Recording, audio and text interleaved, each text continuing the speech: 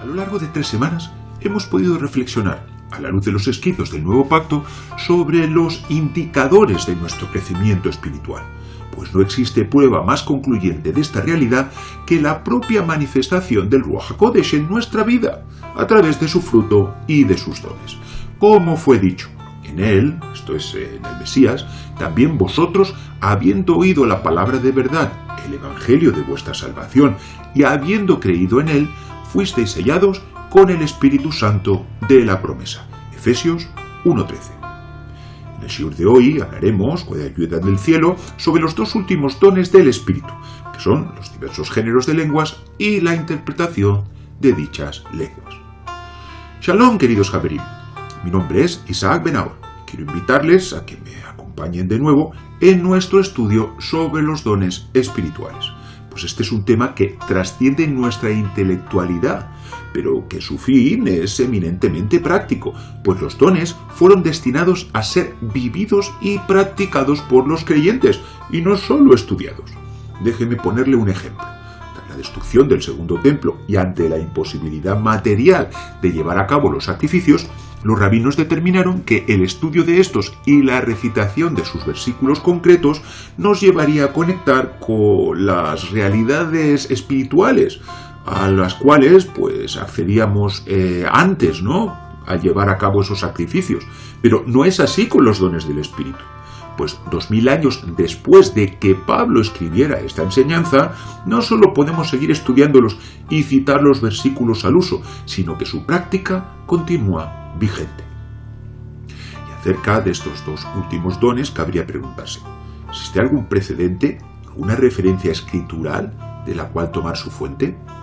Hagamos primero un repaso de los 7 anteriores, buscando en la Biblia ejemplos de su manifestación, comenzando por la palabra de sabiduría, como está escrito. Entonces, viendo el denuedo de Pedro y de Juan, y sabiendo que eran hombres sin letras y del vulgo, se maravillaban y les reconocían que habían estado con Yeshua. Hemos citado Hechos Maasim 4:13. ¡Qué bueno sería que toda palabra de sabiduría manifestada en un creyente fuese la prueba ante los demás de nuestro apego y conexión con el Mesías, y no un motivo para la vanidad o las ganancias deshonestas? Y sobre la palabra de ciencia hayamos escrito: Ananías, ¿por qué llenó Satanás tu corazón para que mintieses al Espíritu Santo y sustrajeses del precio de la heredad? Y añade: no has mentido a los hombres, sino a Dios. Hechos Maasim 5:3 y 4. Ananías y su esposa Safira habían mentido a Pedro sobre la cantidad en la que habían vendido una propiedad, y esta acción es calificada de mentira contra el Espíritu Santo y de tentar al Espíritu del Señor, según leemos en el mismo libro en el 5:9.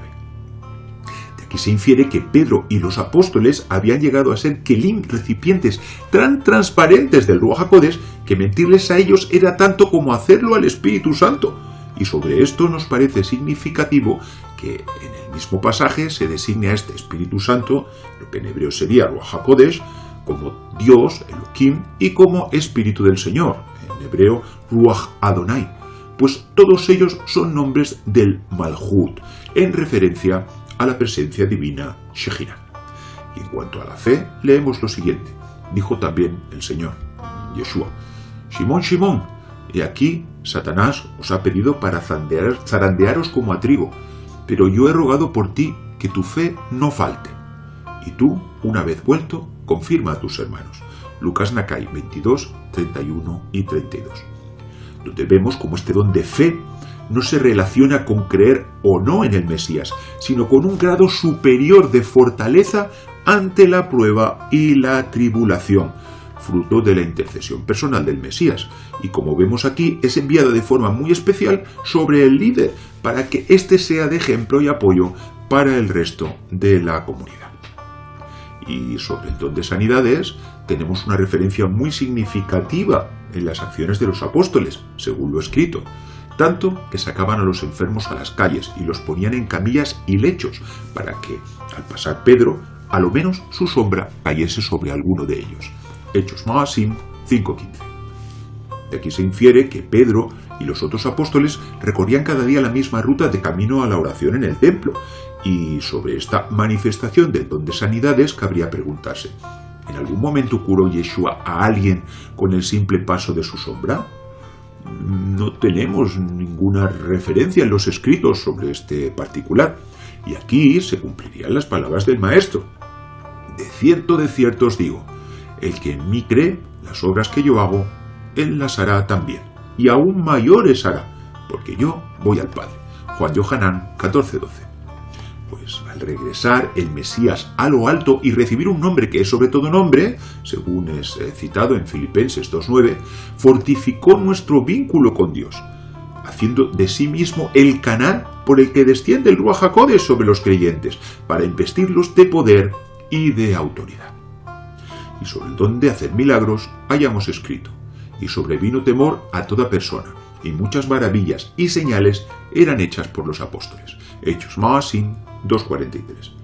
Y vemos aquí cómo se mencionan dos de los ya referidos términos en la Biblia para designar los milagros: Niflaot y Otot, como se aprecia en nuestro gráfico. Niflaot, milagros, y Otot, señales.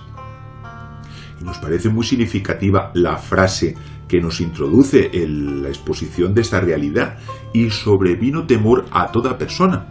Pues los milagros vienen del lado del rigor, esto es de la Gevurá, por lo que se asocian con el temor reverente, lo que en hebreo sería irá y pajat, el temor reverente a Dios, por lo que nunca hasbe shalom deben ser tratados con ligereza o superficialidad.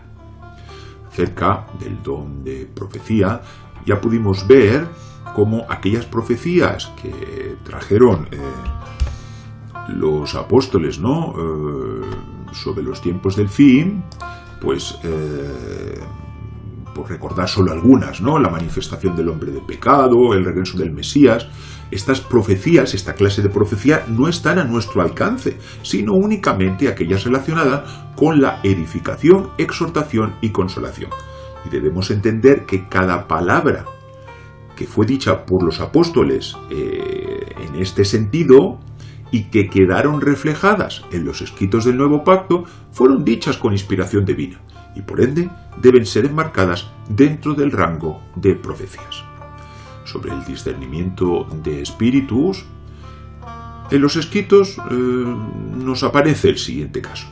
Entonces Saulo, que también es Pablo, lleno del Espíritu Santo, fijando en él los ojos, dijo: «Oh, lleno de todo engaño y de toda maldad, hijo del diablo, enemigo de toda justicia, ¿no cesarás de trastornar los caminos rectos del Señor?». Hechos Maasim 13, 9 y 10. Y también puede ver del mismo libro el 5, 3 y 4. De esta forma, mediante Ruach HaKodesh, Pablo pudo saber qué fuerzas de la impureza estaban obrando a través de aquel individuo, hasta hacerle una verdadera radiografía del alma de ese tal Elimas, sacando a luz toda aquella maldad que estaba en su interior.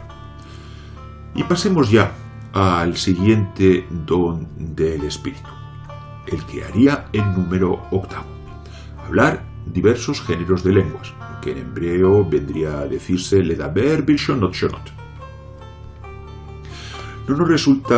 No nos ha resultado difícil pues hallar en los escritos del Nuevo Pacto ejemplos de cada uno de los dones anteriores. Y el mismo resultado obtendríamos si los buscásemos en el Tanaj, en la Biblia, pero ¿existe alguna referencia escritural al don de lenguas? Veamos primero lo que nos enseña Pablo acerca de esta manifestación espiritual. Porque el que habla en lenguas no habla a los hombres, sino a Dios, pues nadie le entiende, aunque por el Espíritu habla misterios. Y añade: el que habla en lengua extraña, a sí mismo se edifica.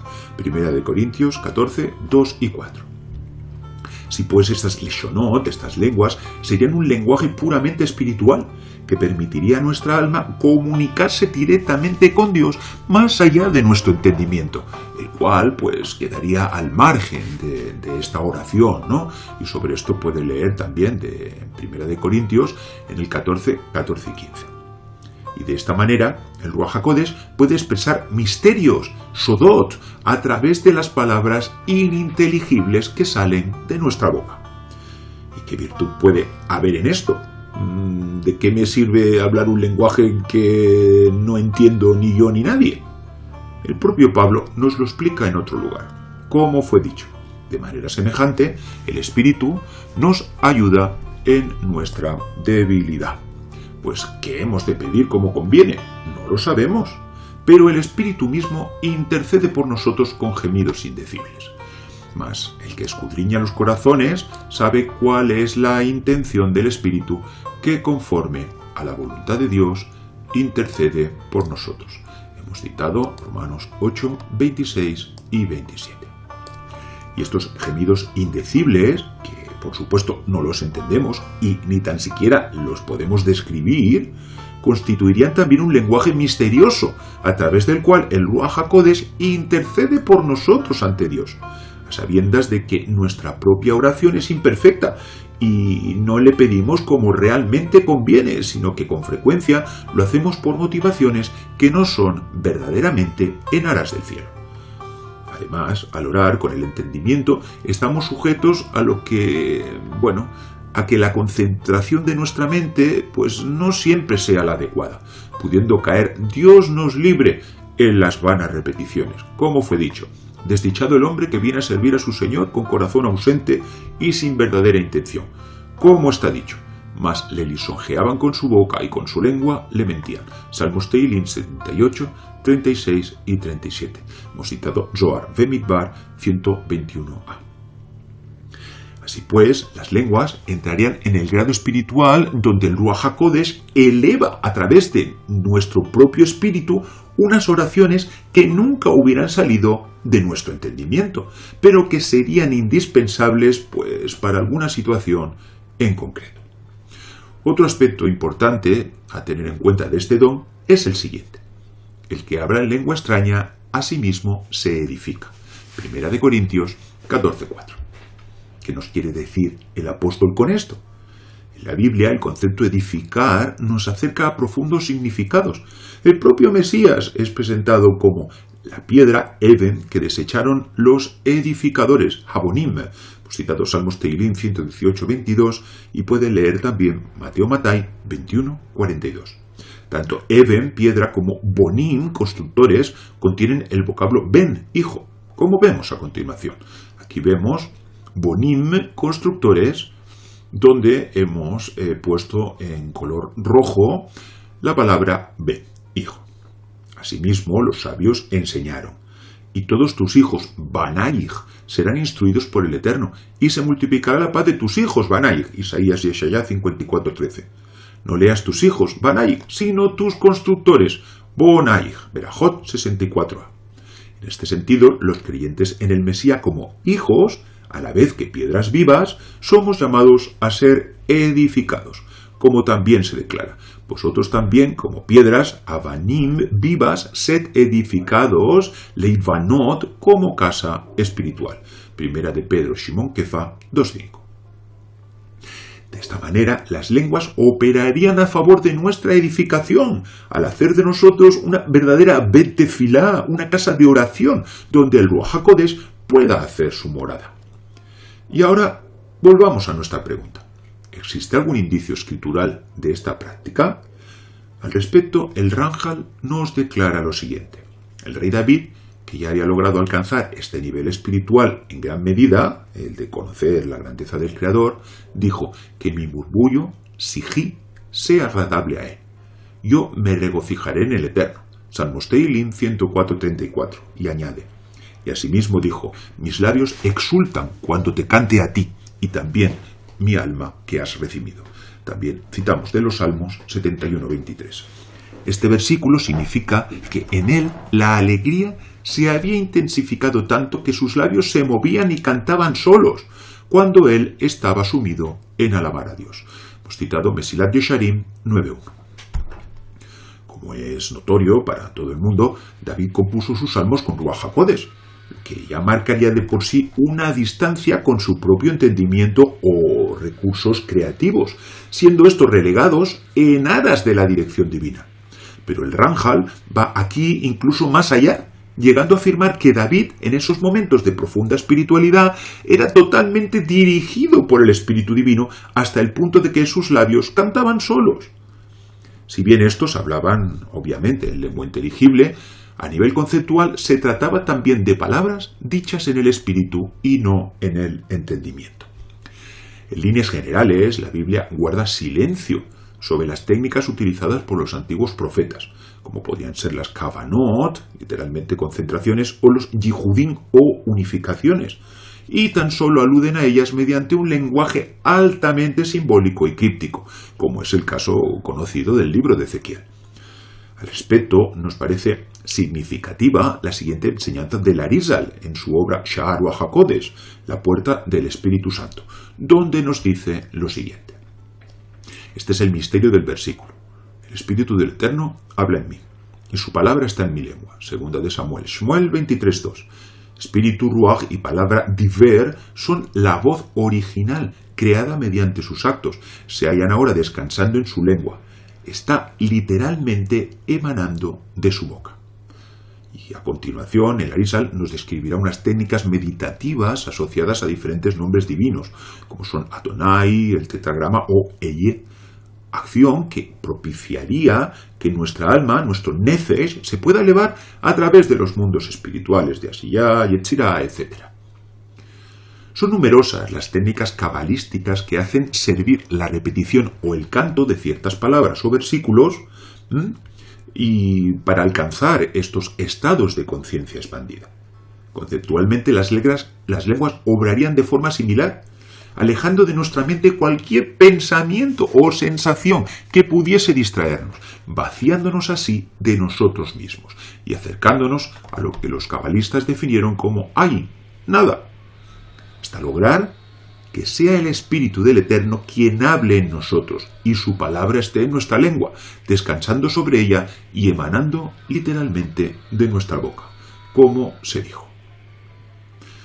Pasemos ya al último de los dones espirituales de nuestra lista de la carta a los Corintios. Este haría el número de 9, interpretación de lenguas, traducido en hebreo como Pitron Leshonot. El don de interpretación de lenguas no estaría lejos de la profecía, si bien sería el alma de aquel que las ha hablado el que, por así decirlo, haría de intermediario para esta profecía, como se dijo, porque el que habla en lenguas no habla a los hombres, sino a Dios, pues nadie le entiende, aunque por el Espíritu habla misterios. 1 Corintios 14:2. Por principio, las lenguas no van dirigidas a los hombres, sino a Dios, de ahí que éstas no sean pronunciadas en un lenguaje inteligible. Sin embargo, el don de interpretación estaría destinado a desvelar estos misterios. ¿Y esto, pues, con qué fin? Por un lado, las lenguas pueden venir con un propósito de intercesión, como también se dijo, ¿no? A veces no sabemos cómo pedir, hacerlo de la forma más conveniente, y entonces el Espíritu nos ayuda en nuestra debilidad intercediendo por nosotros. Además, si por el Espíritu se habla misterios, significaría que dichos secretos que eran expresados tan solo en un grado de nuestro espíritu, ahora son revelados también al nivel de nuestro entendimiento.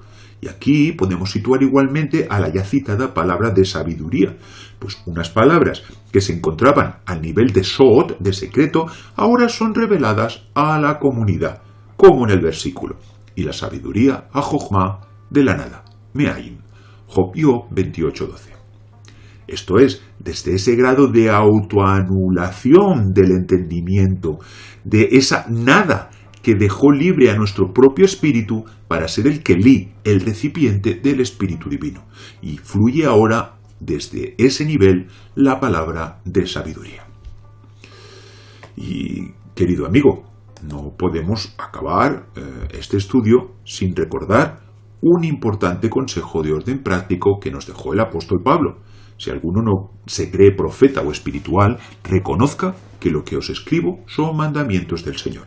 Mas el que ignora, ignore. Así que, hermanos, procurad profetizar y no impidáis el hablar en lenguas, pero hágase todo decentemente y con orden. 1 Corintios 14, del 37 al 40. Solo un creyente que es verdaderamente espiritual reconocerá que los dones son mandamientos dados por el Mesías, pues el ignorante seguirá haciendo caso omiso de estas y de tantas otras realidades referidas en la Biblia, impidiendo incluso que otros las practiquen. Pero eso sí, que estos regalos del cielo, dados para edificación de nuestra alma y de la congregación del Mesías, no sean nunca el pretexto para el indecente y el desordenado. En nuestra actual coyuntura de exilio y ocultamiento del rostro divino, aprovechemos esta maravillosa oportunidad de elevación y conexión con lo alto que nos ofrece nuestro amado Mesías hasta que Él regrese. Y entonces las profecías se acabarán, y cesarán las lenguas y la ciencia se acabará. 1 Corintios 13:8. Pues llegado ese día, viviremos deleitándonos con la presencia divina y aprendiendo la Torá del propio Mesías. Que sea pronto y en nuestros días. Amén. Por favor, si imparte estudios con este material, no olvide citar la fuente. Y ya solo nos queda pedirle amorosamente que apriete el botón unirme. Y de esa forma, usted nos estará ayudando para que esta información, para que estos estudios lleguen al máximo número de gente. Y hasta aquí nuestro shiur de hoy. Shalom. Adir Ben Ahor, el poder y la luz del Mesías Yeshua.